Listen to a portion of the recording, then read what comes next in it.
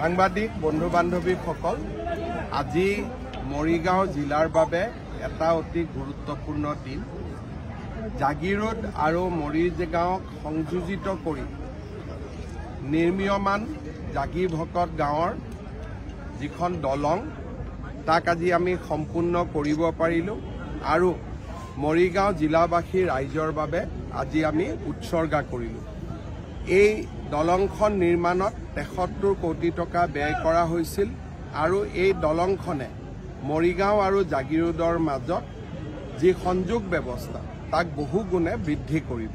সমান্তৰালভাৱে জাগিৰোডৰ পৰা লাহৰীঘাট হৈ ৰৌতাৰে ওদালগুৰি আৰু ৰৌতাৰে ভূটানৰ লগত জাগিৰোডক সংযোজিত কৰা এক আঁচনিৰো আমি কাম কৰি আছোঁ আৰু সেই আঁচনিৰ অংশ হিচাপে মৰিগাঁও আৰু দৰঙক সংযোজিত কৰি ব্ৰহ্মপুত্ৰৰ ওপৰত নতুন দলং এখন নিৰ্মাণৰ ঘোষণা কেন্দ্ৰীয় চৰকাৰে যিকোনো মুহূৰ্ততে কৰিব।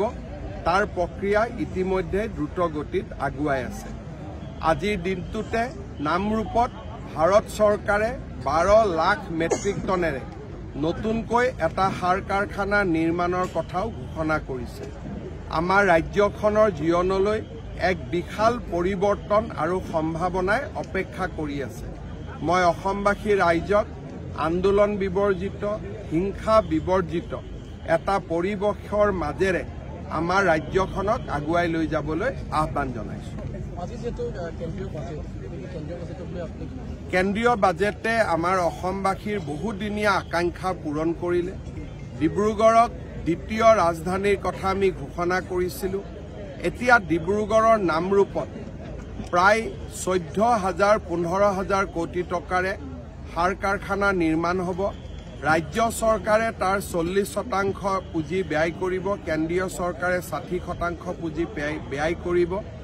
ছেমি কণ্ডাক্টৰৰ পিছত ফাৰ্টিলাইজাৰ এডভান্টেজ আছাম 2.0ৰ প্ৰাক মুহূৰ্তত আমি সম্ভাৱনাৰ নতুন দুৱাৰ এখন মুকলি কৰিব পাৰিছোঁ।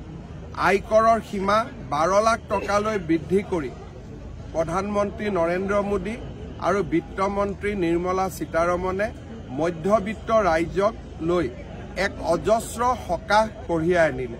মই প্ৰধানমন্ত্ৰী ডাঙৰীয়া আৰু বিত্তমন্ত্ৰী ডাঙৰীয়াক এই যি মধ্যবিত্ত ৰাইজক সকাহ দিলে তাৰ বাবে তেখেতসকলক মই কৃতজ্ঞতা জনাইছোঁ।